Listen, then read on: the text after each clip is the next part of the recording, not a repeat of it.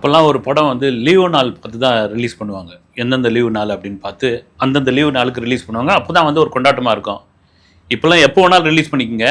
அதே சமயம் நாங்கள் லீவ் விட்டுறோம் அப்படின்ற அளவுக்கு ஆகிப்போச்சு.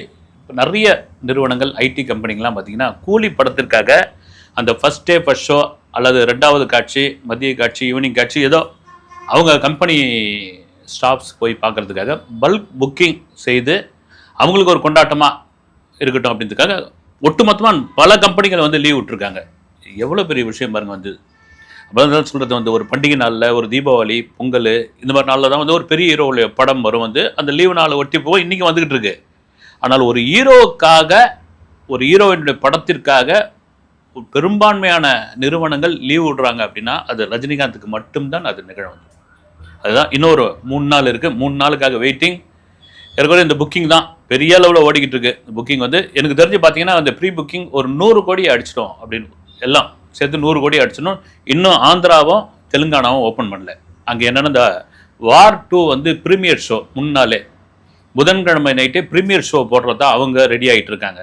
அப்படி ப்ரீமியர் ஷோ போட்டு அந்த படம் கிளிக் ஆகிடுச்சுன்னா கூலி நாங்கள் எவ்வளோ பெரிய தொகை கொடுத்து வாங்கியிருக்கிறோம், எங்களுக்கு ஒரு பின்னடைவு ஏற்படும்னு தியேட்டருக்காரங்க ஒரு சின்ன கோரிக்கை வைத்துள்ளார்கள். அதனால தான் அவங்க விடியற் காலை 4 மணி காட்சியாவது கொடுங்கன்றாங்க. அது இங்கே என்னன்னா 4 மணி காட்சி கொடுத்தால் இங்கே பெரும்பாலும் தமிழ்நாட்டில் ஆல்ரெடி வந்து புக்கு ஒரு 3-4 நாளைக்கு ஃபுல்லாக புக் ஆகிடுச்சு. வந்து குறிப்பாக சென்னை மாதிரியான பெருநகரங்களில் சோல்ட் அவுட்டு.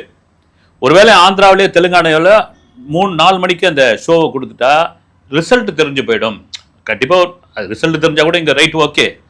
அடுத்து ஃபேமிலி ஆடியன்ஸ் வரதுக்கு ஒரு 3 4 நாள் கழிச்சு தான் அவங்க வருவாங்க இல்லைங்களா, அதற்கு ஒரு பின்னடைவு ஏற்படும். ஏதாவது ஒரு ரிசல்ட் ராங்காக இருந்தால் கண்டிப்பாக அதையும் யோசனை பண்ணுவாங்க இல்லைங்களா. நம்ம என்னன்னு கண்டென்ட் என்னன்னே தெரியாது. இது வரைக்கும் வந்து என்ன கதைன்னே தெரியாது. இந்த இணையதளத்தில் 1000 கதைகள் ஓடிக்கிட்டு இருக்கு. நிறைய தகவல்லாம் ஓடிக்கிட்டு இருக்கு. எனக்கு கூட பார்த்தீங்கன்னு வச்சுங்க, ஒரு நண்பர் கூட சொன்னார் வந்து நாங்கள் கூட படம் பார்த்துட்டேங்கன்னார் வந்து. அது உண்மையாக பொய்யான்னு தெரியல.